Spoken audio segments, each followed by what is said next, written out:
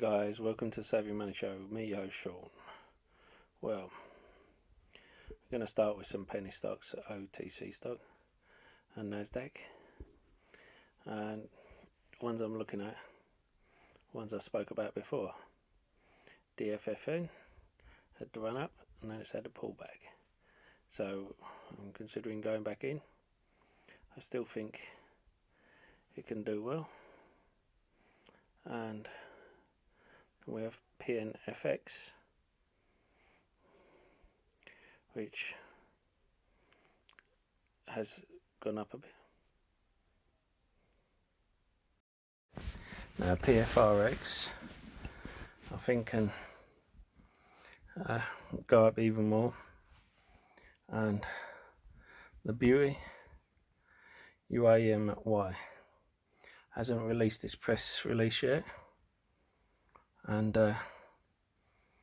as I said in the past,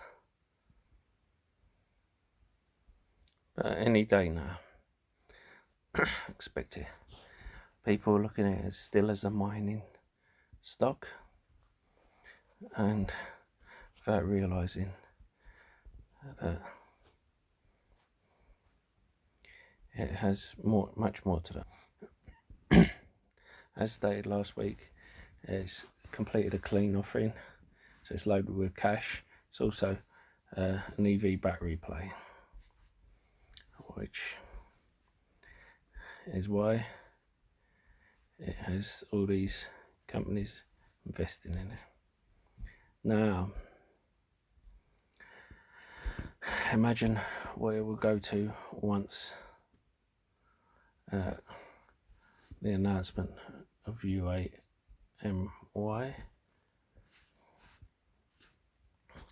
just think people need to get into it. Also ACST, ASCI. Now let's move on to a bit of a shameless plug. Now you may have noticed I no longer have Trading 212 in my referral link.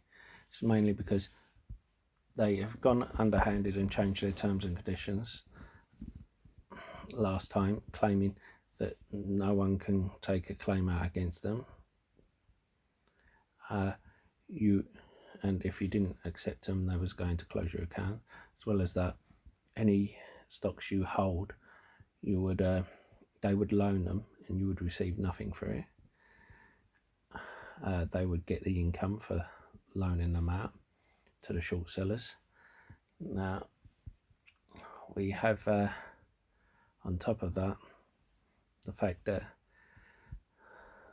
their site keeps going down anyway. I've heard of them suspending people just because, and suspending their referral link just because the people who signed up through it didn't spend enough money. So I will no longer be recommending them. They've gone from one of the best platforms to practically one of the worst ones. So now I'll only have Freetrade or stake on there. And I had some questions about my side hustle video. As you see here, it's a natural soap gift set. My wife also does other things as well. So it wasn't as an advertisement, it was to inspire you, as a lot of my viewers are from America or Canada and I'm UK based. For instance, another side hustle was when we got married, we couldn't find anywhere that done universal chair covers, and the hotel intentionally had ugly chairs. Perfect venue, the only thing wrong was ugly chairs. So my wife, they wanted to charge a fortune for the universal chair covers, which are the only ones that would fit. So my wife made them from scratch, and instead of breaking them down, we set up a business of hiring them out for parties, christenings, weddings, and you can do something like that yourself, or you can do something on YouTube or any of the other platforms. As I said, I'm on YouTube, Twitch, TikTok, Instagram. You know, you choose the platform that suits you. You choose the subject you're passionate about, and then it's not a slog, it's not a job. It becomes something you enjoy. See, I said to my son how I'm doing all this research anyway for myself. I'm doing that, I might as well put it out there. And I always tell people I'm not a financial advisor, for them to do their own due diligence. As long as they do, all I'm doing is putting a stock on their roadmap, so to speak. And it's their responsibility. If they make money, great, it's down to them to take, because they took the plunge and they did their due diligence. If they didn't, again, it's down to them. Now, I'm sure you know about HCMC, spoke about it in the past. I put in £360 originally. Now, if you got in the same time as me, you would have gone to 3,000. And they're predicting it to go even further. They're predicted to win their IP case. Same with TSMP if you got in the same time as me. Now, as I said, I have 6 portfolios. Well, one of them, I put 4,000 in. It's now worth over 19,000. And that is from, September, October time.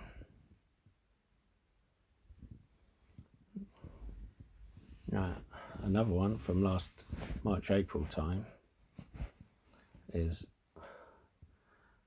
up 2,000%. And I wasn't as active in that one as I am in this one or my other ones. So it's all about making sure you do your own due diligence. Now, for those of you who aren't aware, I do 3 levels of due diligence. I do basic one where I check the finances of the company, and I look into the company, do a basic look into the company, and which is basically the due diligence most other people do. And then I'll do an entry into the company.